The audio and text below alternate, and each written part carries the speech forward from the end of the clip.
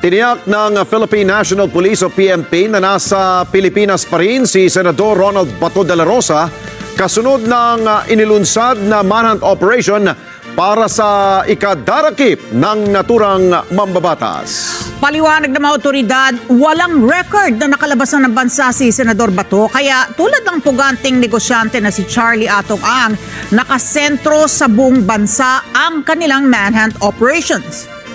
At kaugnay niyan, nagbabala rin ang pambansang pulisya sa sinumang kukubli o di kaya kakanlong at magbibigay ng proteksyon sa nagtatagong mambabatas ay maharap sa kasong obstruction of justice. Report mula kay Vic Sumintak. Inatasan na ni Philippine National Police o PNP Chief General Jose Melencio Nartatis Jr. ang Intelligence Group at Criminal Investigation and Detection Group ng pambansang pulisya para magsagawa ng tracking at manhunt operations sa kinaroroonan ni Senador Ronald Bato de la Rosa para maisilbi ang arrest warrant ng International Criminal Court o ICC bilang co-perpetrator ni dating Pangulong Rodrigo Duterte sa kasong crime against humanity kaugnay ng war on drugs sa Pilipinas noong Duterte administration. Sa ilalim ng revised guidelines sa arrest and accounting of wanted persons, ang tracking teams ay specialized police groups na mula sa intelligence group ng misyon ay hanapin ang isang wanted persons at nasa ilalim ng task force manhunt. Sinabi ni General Nartates ang pagsisilbi ng arrest warrant ay regular na trabaho ng pulis, kaya maliban sa intelligence group at CIDG na pangunahing operating groups, mayroon na ring direktiba sa iba pang PNP units na ipatupad ang arrest warrant.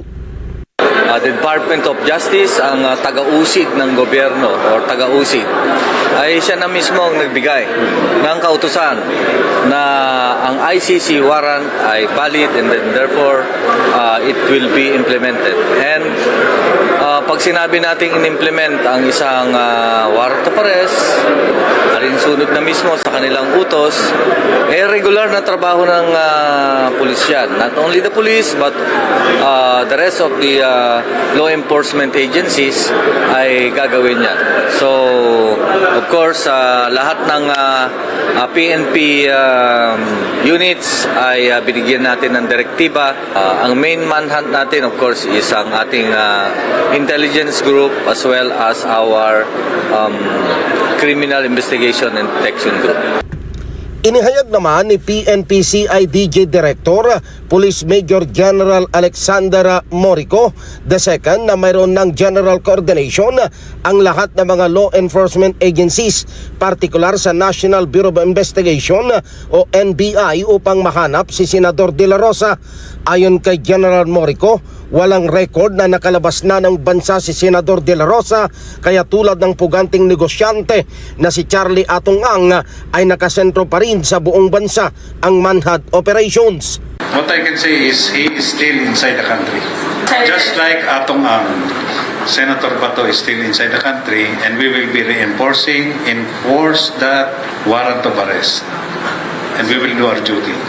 Nagbabala si General Morico na sino mang manganganlong at magbibigay ng proteksyon kay Senador de la Rosa para maiwasan ang arrest warrant ng ICC ay mahaharap sa kasong obstruction of justice. I have said earlier, we will turn him over after the booking and everything.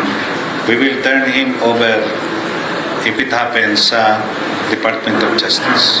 It is up for the Department of Justice or the concerned judicial body to decide kung paano po siya, where he will go, kung saan po siya i-dispose. Niliwanag ni General Morico na sa sandaling maaresto si Senador de la Rosa ay ito-turn over sa Department of Justice o DOJ para sa kaukulang disposisyon. Vic Sumintak para sa Mata ng Agila, matatag, matapang, matapat.